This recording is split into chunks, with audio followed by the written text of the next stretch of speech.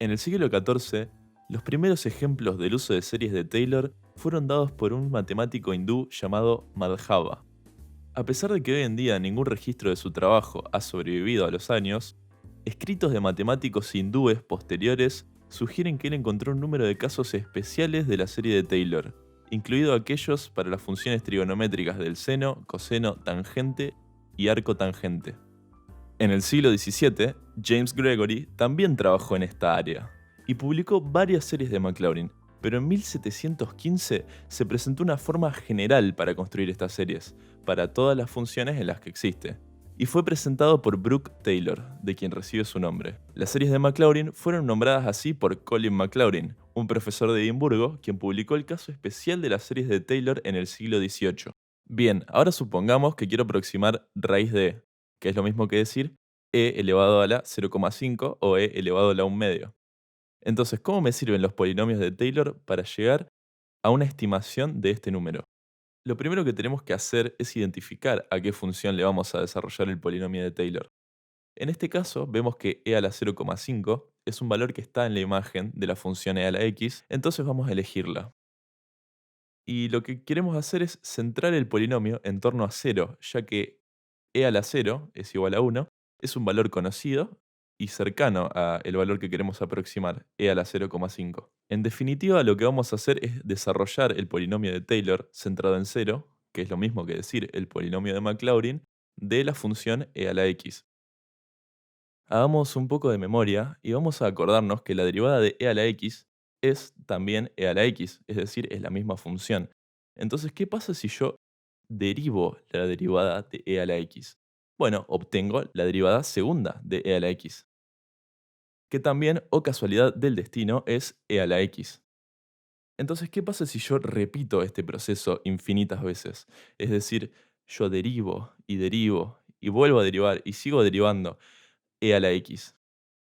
Bueno, suponiendo que yo puedo vivir infinitos años y puedo derivar infinitas veces, no vamos a obtener otro resultado que e a la x. Lo que quiero decir con esto es que evaluar e a la x o cualquiera de sus derivadas en el centro a igual a 0 que elegimos nos va a dar e a la 0 que es igual a 1. Entonces, viendo la forma general de un polinomio de Taylor, o mejor dicho en este caso, el polinomio de Maclaurin, vemos que el polinomio de Maclaurin de e a la x nos va a quedar x a la 0 sobre 0 factorial, que es 1, más x a la 1 sobre 1 factorial, que es x, más x al cuadrado sobre 2 factorial, más x al cubo sobre 3 factorial, y así sucesivamente. Para esta aproximación vamos a usar el polinomio de Maclaurin de orden 5, y para estimar el valor que necesitamos, vamos a evaluar este polinomio en 0,5, es decir, vamos a evaluarlo en un medio y nos da este número que lo vamos a redondear como 1,6487. Para darnos una idea de por qué esto es así, por qué esto funciona, vamos a ver el gráfico de la función y el polinomio de Taylor y vamos a ver qué pasa a medida que tomamos cada vez más y más términos del polinomio. Una justificación de esto es que al agregar más y más términos a nuestro polinomio, estamos haciendo que nuestra aproximación coincida en las derivadas cada vez más de la función original. Cada vez coinciden en más y más derivadas. Entonces, de alguna forma, las derivadas nos están aportando información sobre la función original que se ve reflejado claramente como vemos acá en el gráfico. Voy a mencionar algo que excede este video, pero es que si sumamos cada vez más y más términos así hasta el infinito, vamos a ver que efectivamente algunas series, que son las sumas infinitas de las que estamos hablando, van a converger a la función original. El punto que vemos acá, que llamamos a, es el valor exacto de raíz cuadrada de e, que es el valor que acabamos de aproximar. Este punto, que se llama b, es la aproximación que nosotros acabamos de hacer. A simple vista son iguales, diría alguien, pero si hacemos zoom, vamos a ver que no son iguales, que a medida que nos acercamos, se van separando cada vez más y más. Y este zoom lo podemos hacer hasta el infinito. Así que esto nos da la pauta de que estos valores no son los mismos y estamos aproximando y tenemos que tener en cuenta esto porque no podemos decir que estos valores son iguales. Agarrá tu calculadora y escribí raíz cuadrada de e. ¿Qué te sale? Te sale 1,648721271. Vos decís, ah, listo, este es el valor de raíz cuadrada de e. Ya está, la calculadora me lo dio. Pero no, la calculadora te está dando una aproximación de ese valor, raíz cuadrada de. Porque tu calculadora no te puede dar los infinitos dígitos decimales que tiene raíz cuadrada de e.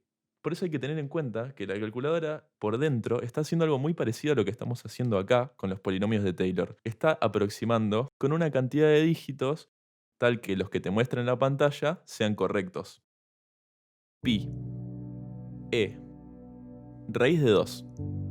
Números irracionales. Números que no pueden expresarse como una razón de dos números enteros. Y cuando queremos expresarlo con decimales, es un número que sigue y sigue interminablemente, sin mostrar ningún patrón en sus dígitos. ¿Pero a quién le importa?